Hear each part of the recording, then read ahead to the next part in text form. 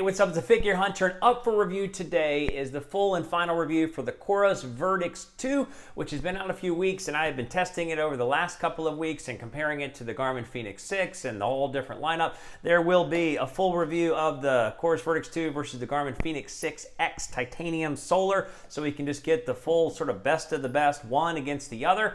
Obviously, everything on this channel, the Figure Hunter YouTube channel and the FigureHunter.com website associated with it is for testing and tracking devices for the purpose of CrossFit and high-intensity interval training versus all the other running, biking, and swimming videos that are out there. So if you like this, please give it a thumbs up. Please consider subscribing for more. I've got a review for the Polar Grit X Pro on its way. The Amazfit GTS3 has been ordered. The Whoop 4.0 has been ordered. So lots of great content, doing some more Apple Watch app testing, and so lots of great content still to come. But with that, we're going to dive in. Now, I'm going to put timestamps in the description below. I'm also going to put a link to the spec comparison versus the Fenix 6X so that you can compare just the overall specs and the overall differences and just get a sort of a summary if that is of interest to you. But this is the standalone review looking at it for CrossFit training and development, the Coros Vertix 2. So what we're going to do today is we're going to look at a hands-on just to sort of show simple functionality of the watch. So we're going to look at the watch. We're going to look at an overview of the app just to see the show the simple functionality of the app, and then we're going to talk about different components in two primary pieces. We're going to look at the workout and training components and how it helps you evolve your training, and then we're going to look at it on the watch and looking on the app, and then we're going to look at the wellness components, sort of how it sort of looks at the rest of you and tracks your wellness generally day to day, both on the watch and on the app.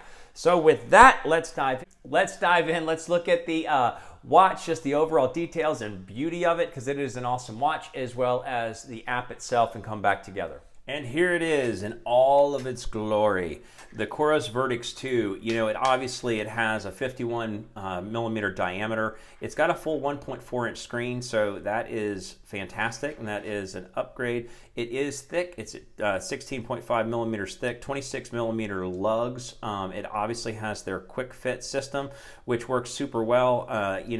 The band itself, you can sort of see it's just sort of perforated. It has a different feel to the quality, so it doesn't feel as fantastic as they have in the past. I actually don't love the way it feels. I love their commitment to quality. I have the heart rate sensor, obviously the pulse ox sensor, your regular charging cord, titanium back, titanium rim, sapphire glass, so commitment to quality, top notch. The backlight itself, you can see that this backlight is on. I have tested it, and you can see in some of the other reviews comparing it to the Garmin's family, it is about 15% of the full brightness of the Garmin watch. So I basically, in doing this Garmin comparison, have turned the Garmin brightness down to 20%, and it's about the same as the full brightness here. You do not have brightness controls, and so when you get into things, and this is just sort of a basic overview of the watch, when you get into things where you get a notification like this, in the fact that the text font is skinny, you can't see it very easily unless you hold it up close, or in different lighting situations it's just too dim, and also because it's not extra bright, this small font is not as legible. So that is it for just a simple overview of the quality of the components. You can change the backlight, the watch face. I do love this watch face to have a million other different designs. The screen is a little bit washed out as far as it's not crisp colors, crisp blacks. So you don't get this, the visual beauty of some of the watch faces they've created. So they really have got to add, much more backlight control, just overall backlight control. You hold down the bottom left button and you can do a multiple of things. Heart rate variability test is just sort of a spot check. You wear the watch, you put your fingers here, and it'll track your heart rate variability over the course of 60 seconds, and it'll tell you if you're stressed or not stressed. You can do a pulse ox check at any point in time. Compass, it has all of the main things that you would want. The new feature is the mapping feature. All these things are typical for the Coros family, but now they add the mapping feature. And this mapping feature is neat because, and I got a GPS signal earlier, so it remembers where I am, so you can just change how detailed or how far away you are by scrolling with the little rotating bezel here, or a rotating button. You can even move around just by finger touch. So really, really great there. I'll show you a clip a little bit later when it comes to compared to like the Garmin mapping system, so you can see a comparison there. We're going to exit out of that. We'll go back into the, so overall, you have all the primary components that you would want. And then obviously battery life. Battery life is off the charts. I think you have to take into consideration that the backlight is dim. So that is an issue. It'll make the battery life really great if you barely turn it on. So the battery usage is coming up closer to 45 days, but that's just with my personal usage. So it's basically off the charts. Nobody else compares. It's not the same as anything else. So it's not even worth, is it 46? Is it 43? Is it 52? It's just going to last you forever. You're barely going to ever charge this. So the battery life has been fantastic. So those are the basic functions of it. When you get down into the details, you can see your calorie count for the day, total workout time, steps, floors you've climbed, and then you get into some of the specifics which come from the EvoLab. The EvoLab you have to run 300 minutes within 42 days to get EvoLab stats to activate. Otherwise, all these fields will be empty. So your running quality, so this is really a great watch for runners. It's not, we're not going to look at those things because we're CrossFitters. And then you have, performance details. We'll look at some of those specifics later. Heart rate over time. You would have sleep here. I haven't been using it for sleep. We'll talk about that in the wellness section. You would have your overall sleep, your details for the night there, altitude. I really do like that it has, what's left in the day, when sunset and sunrise are, because those are just simple functions, altimeter and temperature. So those are the basic things for the watch hands-on. Let's look at the app. All right, so this is the basic landing page. You're going to get your total calories burned at the top, your workouts of the day. This was a couple days ago or a few days ago just because I was more actively using it. Active energy, exercise time, steps, heart rate. Now the heart rate, I don't know. I don't know that I need to see my heart rate throughout the day, and then the sleep. And then your heart rate variability and index, so it's wanting to track. So here's the sleep. You can see the sleep has information there. This is just a landing page. We're going to look at all this in just a little bit. And then you have the workouts themselves. This is like just a workout log where you can see all the different workouts, and we'll look at the workout log in a second. You have the EvoLab. This doesn't get activated until you've put in a lot of running time, so you won't see any of this until you've done so. And then at the bottom, you can see some of the details if you were doing a training plan or wanted to set the settings. And then on the device itself, here's where you would change the workout data. You click the workout data, you say I want to change the gym cardio, and this is where you can set up the fields to show different things. So on the run, you could also just set, either way, you can change the functions all in here, as well as other customizations. That there's like a million different watch faces you can choose from.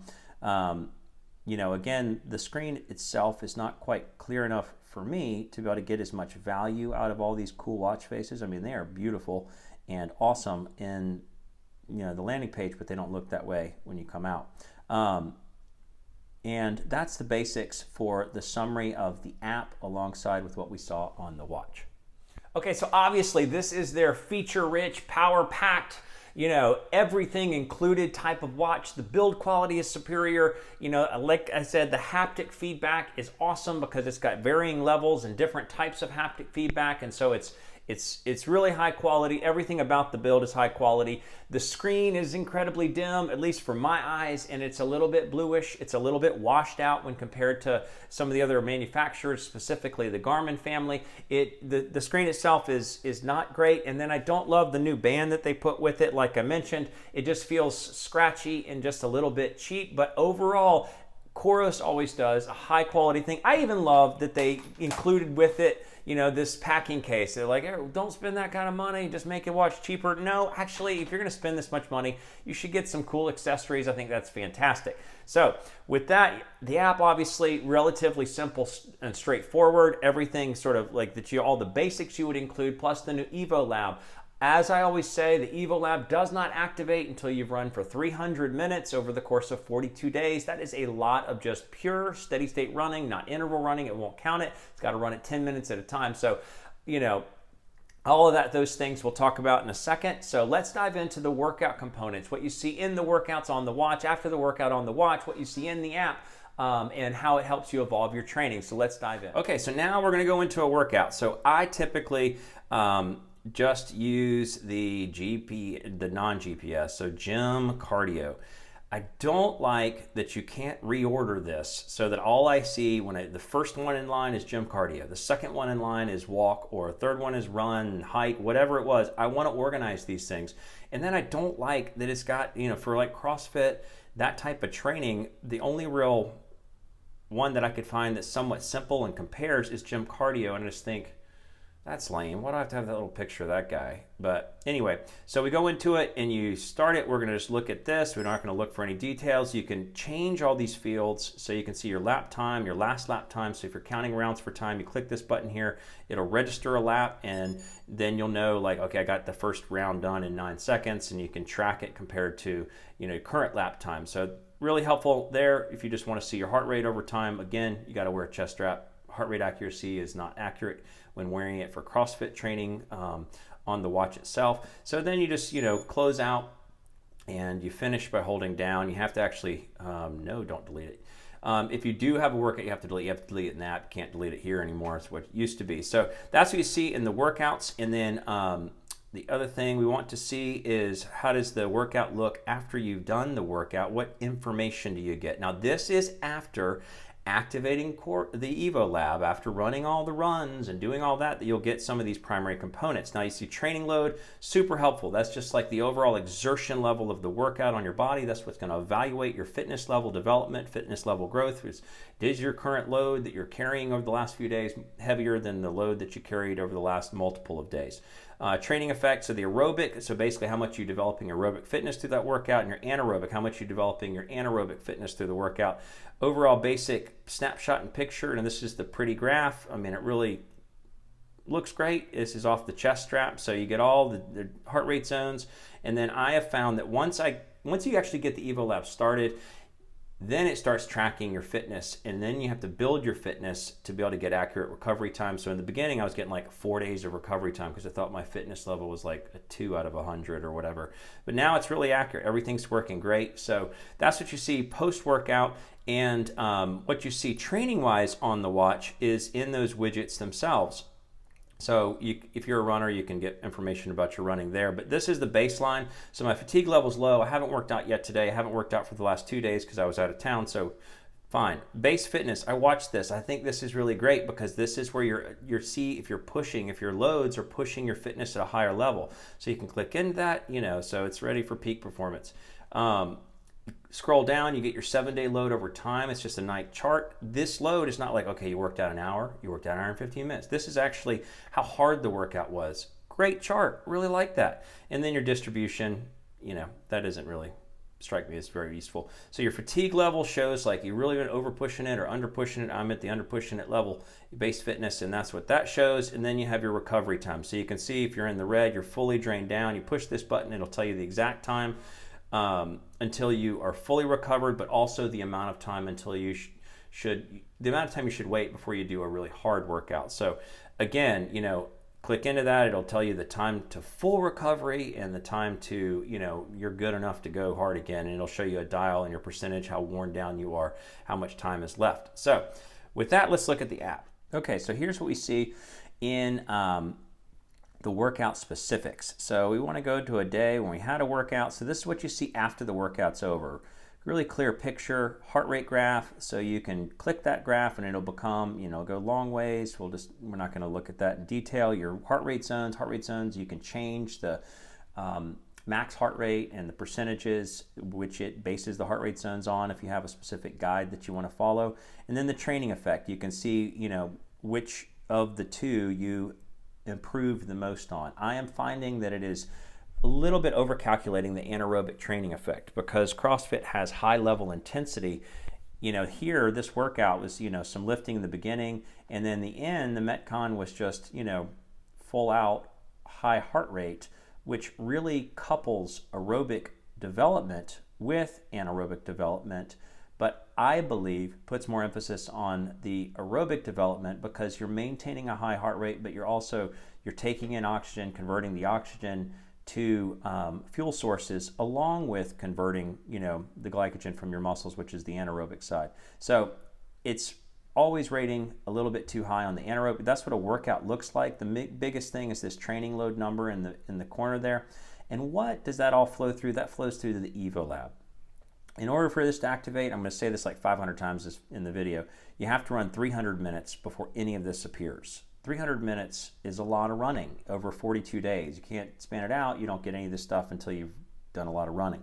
And then once you get it, it's worthwhile, but that is a big barrier of entry you have to be aware of. So I don't look at any of the running stats up top, and then the main things I look at are the base fitness trends. So you can see that I haven't been pushing myself as hard as I needed to. Part of this is because I was using the optical heart rate sensor and doing my testing on that, and it was only reading about 40% accurate, so it was missing 60% of the hardest points of the workout. So you can see that my base fitness has devolved from when I was wearing the Pace 2 with the chest strap, but I do love that you can see your fitness level in a simple format, and I think that's a valuable piece of information. You can see your fatigue level alongside it. So my fatigue level is really low, meaning I am not fatigued enough, and then my load impact is really low because I'm not pushing myself enough. So I need fatigue to be higher. The higher the fatigue, the higher the load impact, the more the base fitness will evolve over time. And the second piece is the 7-day load. So you can see your load at any point in time, like how much your last 7 days put on your body, and then the range. Again, when I was using the chest strap with the Pace 2, I was in range, and then when I started just testing the Vertix 2 on the optical side, I fell out of range because it thought I wasn't working out very hard when it really was, and then as I started the chest strap, it just hasn't caught up, and then I took 2 days off. So lots of things there, but this is super useful and good information, and the fact that it's on the watch too is really helpful. That's the summary of the training load, the workout data, the workout details that you see in the Coros system. All right, so there you have it. I mean, this is feature rich when it comes to workout tracking. I'll post a video in the description below about the heart rate accuracy. It is not accurate. It's about 40% accurate roughly after a number of tests, and I just didn't continue to track it. It has to be connected to a Bluetooth chest strap in order, in my opinion, in order to have any accuracy in CrossFit training. That's not even my opinion, that's the analytical results. You will not get good accuracy, therefore you will not get good training load tracking and evolution of your fitness level if you use the heart rate accuracy built into the watch itself. So you connect it to a Bluetooth chest strap. They no longer support Ant Plus on the Vertix 2, so you got to go with the Bluetooth chest strap. But overall, the data fields, the way it looks, the way it functions is really, and the way you can customize it, everything about it is great. Everything about it is what you want for the workouts. And then after the workouts, everything seems excellent with the EvoLab evolution. I really have found that the recovery time workout to workout is getting more and more accurate once I got through the initial phase of thinking that I was in a lower fitness model. So now that the fitness is more, it's actually to more appropriate levels, it is actually the recovery time is going great, as well as the overall training load, I feel like is a relatively rough, decent estimate for how much training you should be putting on your body if you want to continue to grow your fitness. So with that is the summary of the workouts as well as the training and the analysis. Let's look at the general wellness aspects, and they are not a ton on the watch and on the app itself. Okay, so what factors we see when it comes to wellness and those types of features on the watch? So, the most simple thing is the sleep aspect. So what do we see when it comes to sleep? So overall, you get just sort of a snapshot, and you can dive into the widget. The widget will show you just your overall sleep average over the last 7 days. And then as you scroll down, you can see how much deep, light, awake, and total sleep you received. Obviously, it doesn't track the REM, and we'll look at it on the app a little bit more specifically. So it's nice that it has a sleep widget, and it unfortunately doesn't have any other sort of sleep score or variables like that. The other thing that's primarily on the watch is the heart rate variability test. You basically start the test while sitting down. They recommend you do it the first thing as you wake up in your morning resting heart rate variability, and you hold the sides of the watch, and it'll take it for 60 seconds, and it'll give you a heart rate variability score, which will flow through to having some awareness of how recovered you are. We'll look at it in the app as well. And then the last thing that comes to just general wellness is your blood oxygen level. Now, this is not an all-the-time thing. It's not available to be an all-the-time thing. It's more of a spot check. So it's primarily for when you're climbing high mountains, high altitude. So functionally for wellness, I don't believe it really adds any value there. The other simple wellness thing is just how many steps you took and how many stairs you climbed, other than the primary workout details and workout benefits. So let's look at the wellness aspects on the watch or on the app. All right, so when it comes to wellness on the app itself, you basically just have sleep and heart rate variability. There's no pulse ox, blood oxygen tracking of any kind that appears on the app. And so it really has no relation to wellness and tracking your sleep, sleep apnea, any issues you have with just overall breathing. So it's all really limited. Plus, there's no heart rate variability tracking on the watch. It's just only on the app. So if we dive into the sleep, it to me is really problematic because just at first glance, it's not very visually useful. It's just like a big bunch of blobs. Now, up in the top right, you obviously see, I tracked it for 10 nights, and 2 of the nights I got this. So as far as consistency, it's hard to say that it's consistent, but the main thing is I just didn't get anything out of the stats because there was no actionable information. So you can see it tracks deep sleep, light sleep, total sleep, heart rate range in the top right for each of the nights that you sleep. But when I compare this to tracking sleep on the Polar, when tracking sleep on Garmin, tracking sleep on an Apple Watch, these stats don't match. It's a bummer that it's missing the REM portion of sleep, but the biggest thing to me is just it's so visually not useful to me. Just the way it's laid out, the way it looks, I would not use this and figure out anything. I wouldn't be able to say, okay, look at this. Now I know how I'm doing or how my sleep was. And it doesn't track it, as easily. You can see across a range of time your average sleep, but it doesn't help me to understand, okay, well, how much average deep sleep and how does that compare today versus the last week? And then the last thing is the heart rate variability. I think it's great that they added this feature, and this feature is a capability that they have. But when you look at the stats, there's my morning heart rate variability. Same thing for yesterday and the day before. You can just see it across time. You can track it on your own and spot checks throughout the day, but some of those heart rate variability spot checks will just help you to see if you're significantly stressed at the moment. But the biggest thing you might be able to find use in is the 7-day chart or the 30-day chart to be able to see how your heart rate variability is upon waking up. You can see those two lower scores were just midday, but the heart rate variability upon waking up is an indicator. And what Coros says is that as you track this over time, the watch has more awareness of what your tendencies or where your ranges really lie, so it can give you a little bit more clarity in how recovered you are. But it doesn't give you any actionable information. It doesn't tell you that this is 15% worse than it was on average the last 7 days. It doesn't really take the data and do anything with it, so not as useful to me in the wellness aspects. And the only other thing is just active energy, exercise time, steps. Again, not true wellness, but just other minor bits. Okay, so what I think about just the overall wellness, sleep tracking, the benefits that come with the Coros Vertix 2. I would say that this is the primary area Coros needs to focus on in upping their game. They've upped their game in the workouts, they've upped their game in the training load and the training tracking over time, but this is a major fail in my opinion. So obviously with the sleep, I tracked it 10 days, it missed 2. With the sleep, you don't get the REM, which maybe is a minor point, but there's just no actionable information. There's no real ability to evaluate if your deep sleep was significantly less or it doesn't give you the averages of each piece to give you something you might be able to hold on to. And then the visual display is terrible in my opinion, just to see just like big bars of colors and then to see the timestamps up top. I just think this doesn't relate to the quality that Polar's putting out, the quality that Garmin's putting out. It doesn't help me to understand how recovered and how good my sleep really was. Obviously a sleep score would be best, but even just some sort of, change the visual display, but help it to provide some actionable information. And then heart rate variability.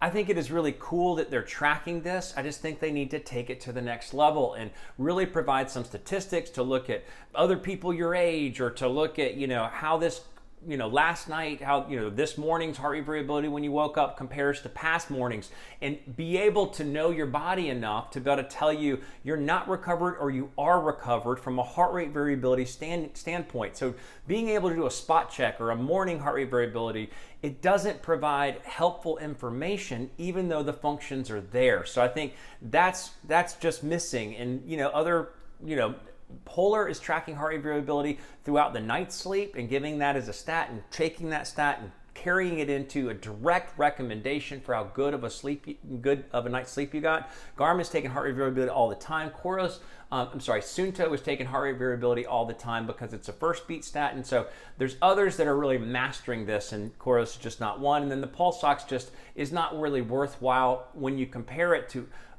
blood oxygen tracking on the Apple Watch during your sleep, and how that relates to you being able to have awareness for how your overall breathing intake is. Same thing with Garmin throughout the night sleep.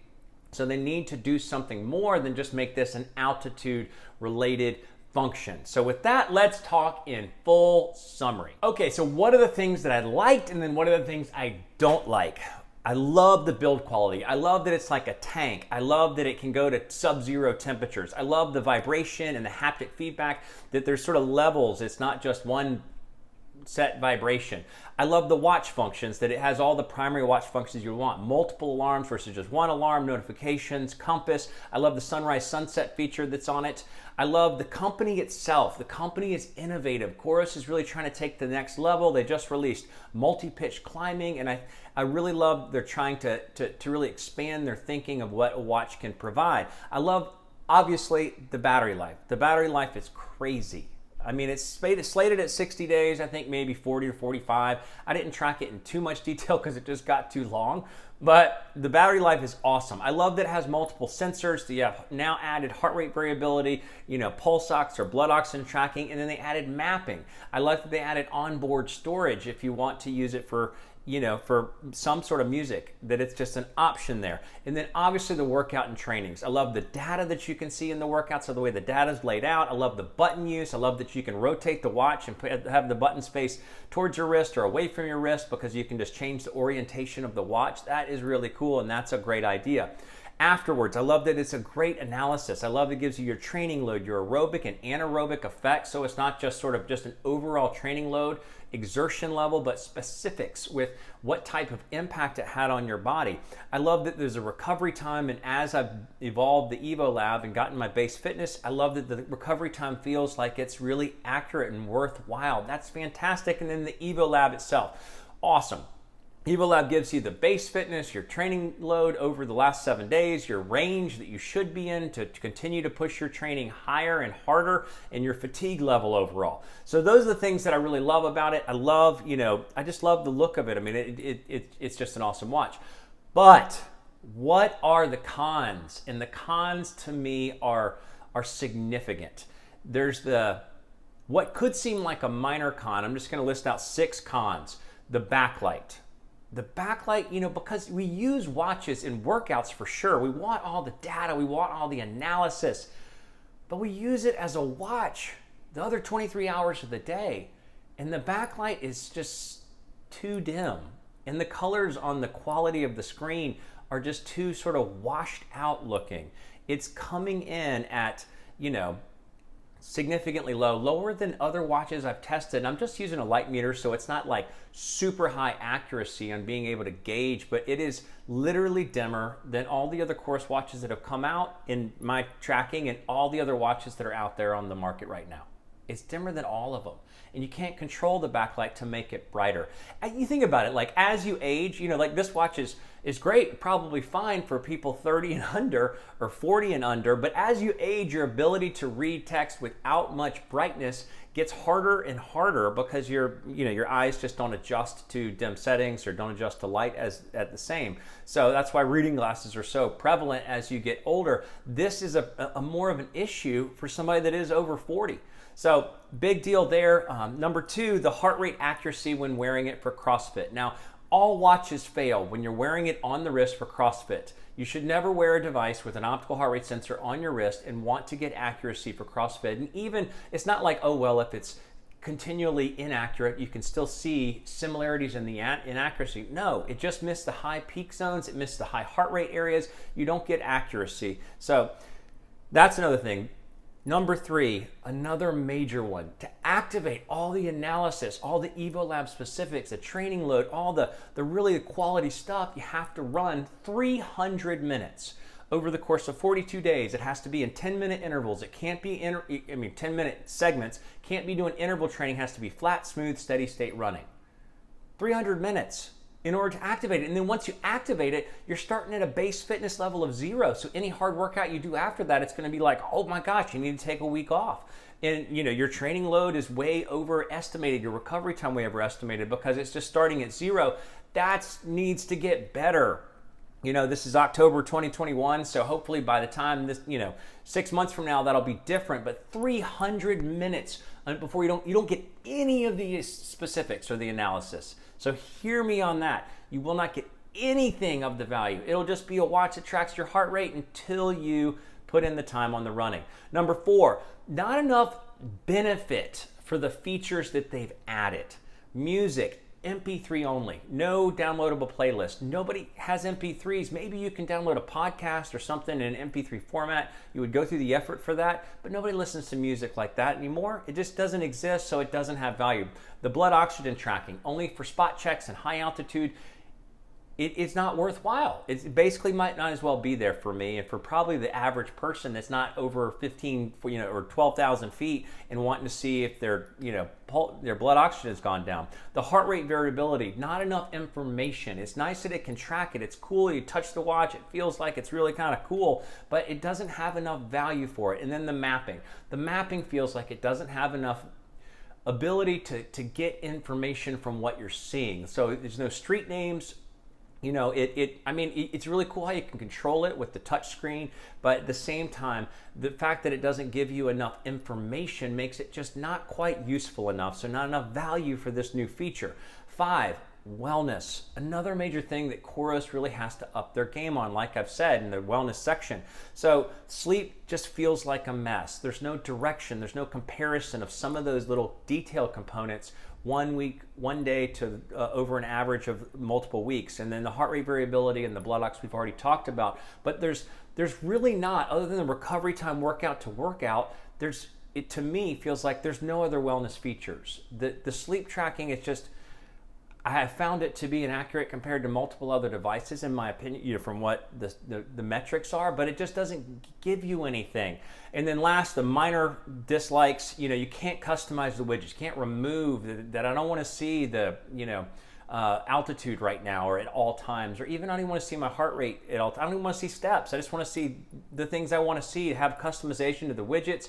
You can't change the text size, so it's just these little thin bars, so you can't adjust any of that if you are having problems with reading it. There's no weather widget, which is just sort of a minor thing, but it's it's a thing that kind of everybody has now as a weather widget. And then the band itself just feels like it's not quite the same level of quality. They wanted to make durability with lightness, as I reached out to Coros about it, but it's not the same. So all in all, this is a beautiful watch with great training analysis if you put in the running time. If you're willing to go the distance, it can provide good analysis for CrossFit training, high intensity interval training, any kind of training you want to do, but that is a big barrier of entry, and it does include just a dim backlight screen without crisp colors, and the wellness needs to step up. So I do love Coros overall for a training watch if you're looking at the training details, but I don't love them yet for the lack of wellness in the 23 out of the other 24 hours of the day outside of training, the benefits they provide there. So with that, that's the Coros Vertix 2 Fit Gear Hunter. Thanks so much for watching.